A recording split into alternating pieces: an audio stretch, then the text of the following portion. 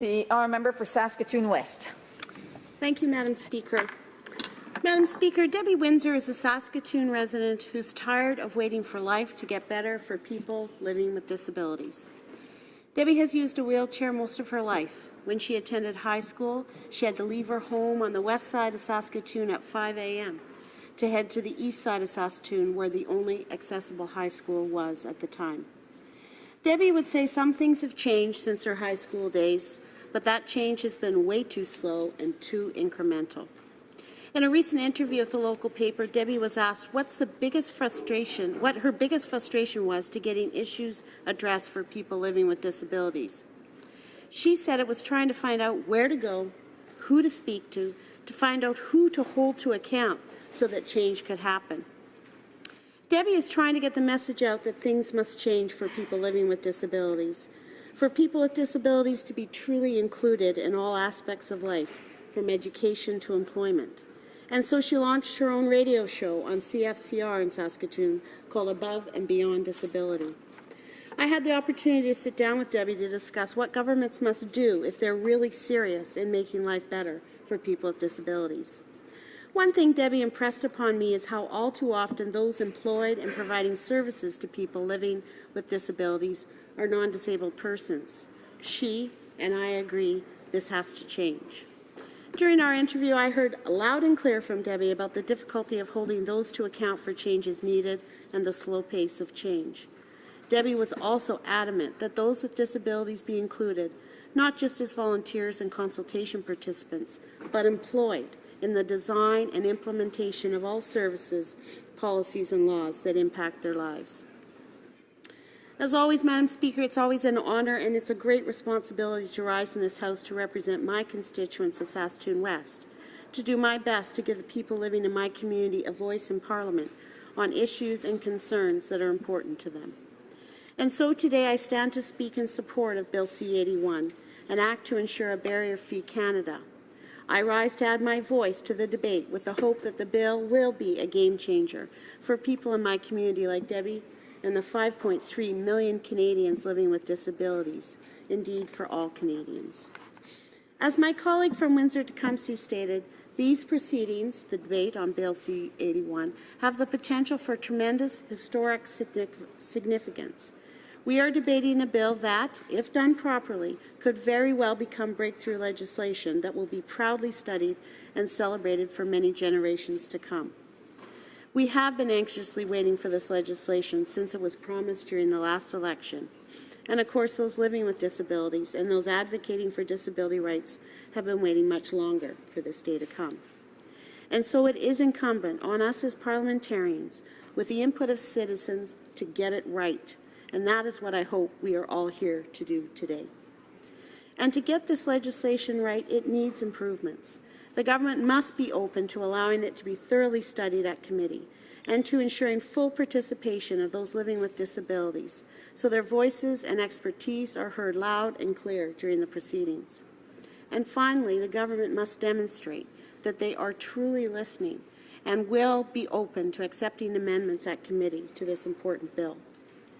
So how can this bill be better? What do we need to do to get it right? Here I'll turn to the work and words of those in the know, the individual advocates and the groups working to ensure human rights of those living with disability are respected and protected. I do want to acknowledge the work, of course, of Debbie Windsor, Barrier Free Sask, the National Institute of Disability Management and Research, and Accessibility for Ontarians with Disability Act Alliance for their work and expertise that's been extremely helpful in forming my comments today. How do we make this bill better so that it really can be historical in its impact on the lives of people with disabilities? When Debbie mentions accountability or the lack of accountability for change, I look to see if this bill would deliver. It doesn't. The lack of timeliness in the bill is a concern. Without clear timelines, many are concerned that there is no way to hold the government to account for timely implementation. Splitting enforcement and implementation and spreading those functions over 4 different agencies seems confusing and overly bureaucratic. I don't see how this would be a preferred way to serve people. I am curious as to how anyone would see this setup as effective or efficient. It sounds like a system built to serve government, not people. My colleague from Windsor-Tecumseh said it well in her speech when she described the enforcement and administration of the bill as a snarl, with the result of very similar regulations being enacted by different agencies involved, rather than by one single agency. The duplications will not just risk inconsistencies, it will create them, causing even further delays. This bill should be streamlining systems, not creating more barriers and bureaucracy.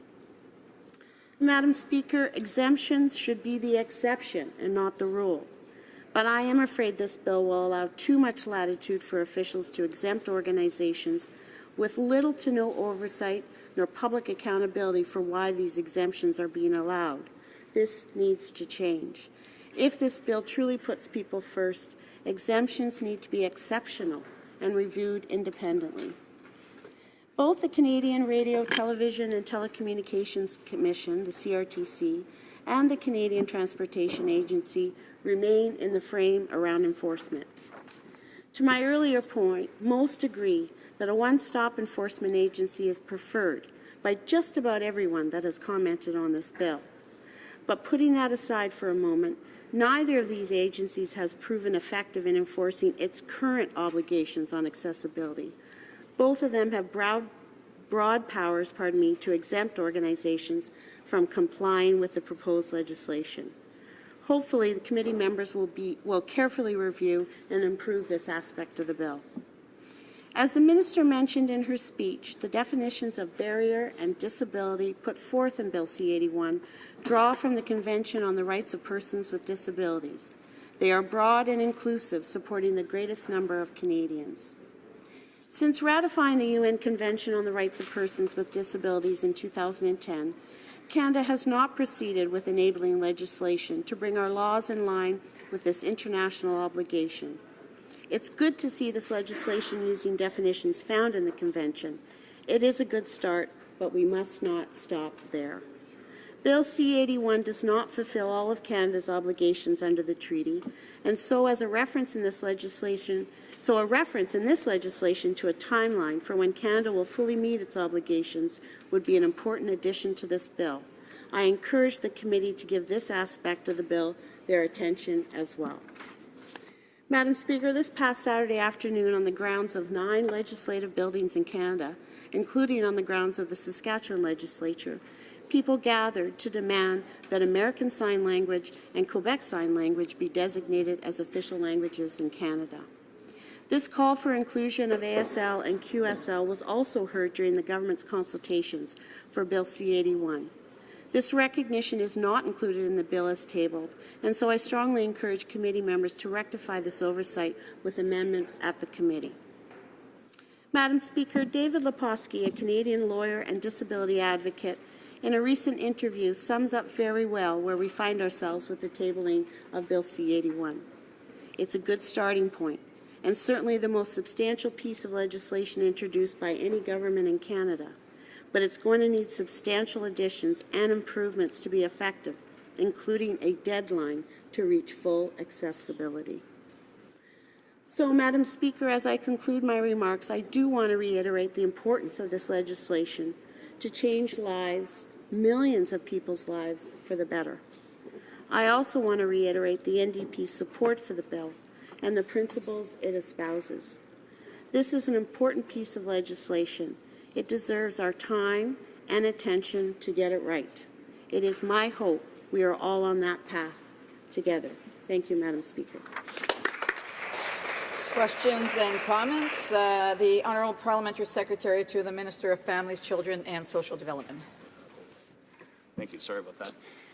Thank you very much for the comments opposite, and in particular referencing David Lepofsky and his input to get us to where we are today. One of the concerns we have as we watch this go through committee is the tactics that happen sometimes in the House. Getting people with disabilities to testify, come to Ottawa with attendant care, with the medical procedures that are going to have to be done to get them even to fly to Ottawa or take the train or get transport here. We saw in last spring committee testifying, committee witnesses, we saw adjournment motions and all sorts of other trickery in the House that collapsed committee work. In light of the fact that we have such a delicate population in terms of accommodation and people that want to speak to this issue, can you give us the assurance that the NDP won't play games to interfere with people with disabilities coming to testify so that reasonable accommodation can be met and we won't be bringing people to Ottawa just to send them home? I certainly won't give you that reassurance, and I would ask the member to address the questions and comments to the chair. He's been in the House long enough to know that. The honourable member for Saskatoon West. Thank you, Madam Speaker. And once again, I find myself, through you, Madam Speaker, kind of thanking my colleague for his comments. I think if the member had heard the comments around the House today, especially from the NDP caucus, he would find that we are supportive of the bill and that we have asked the government to extend or to share in their remarks if they are open to including amendments, and amendments that would make the bill better. I think that conveys, I can only speak for myself, Madam Speaker, but that conveys my commitment to make the proceedings, to improve the bill. It's a commitment I've made to my constituents. I think that all parties in the House cannot sort of step back and say they haven't played games. So I guess through you, Madam Speaker, I hope the same will be of my colleague here, that he will enter into the conversations at committee with a commitment to actually build a barrier-free Canada. Thank you, Madam Speaker. And comments? The honourable member for Durham. Thank you very much, Madam Speaker, and I'd like to thank the Speaker from the NDP for her thoughtful remarks and comment on her mentioning David Lepofsky. He's been a leading advocate for a barrier-free Canada and probably one of the best examples of thoughtful advocacy I've seen in my time in public life. And I recall him teaching my bar admission course in Ontario through the Law Society of Upper Canada on issues related to people's facing disabilities. So I want to thank Mr. Lepofsky. He's also quite tenacious on social media as well, making sure that these issues aren't forgotten. My question for the member is, she highlighted a number of the areas where this falls short, and all parties, I think, want to see less barriers, more engagement, and more opportunities for people.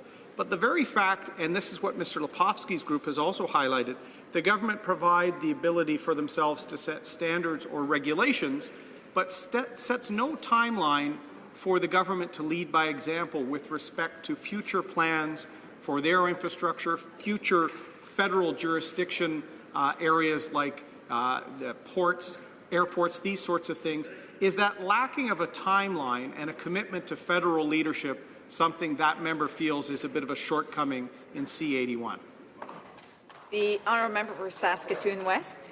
Thank you, Madam Speaker. I want to thank my honourable colleague for his comments, and I think it was clear in my speech that I am concerned that there doesn't exist enough, as another member of the House mentioned, enough musts in this legislation so that those folks that have been advocating for legislation such as this, that they would actually see something happen sooner rather than later.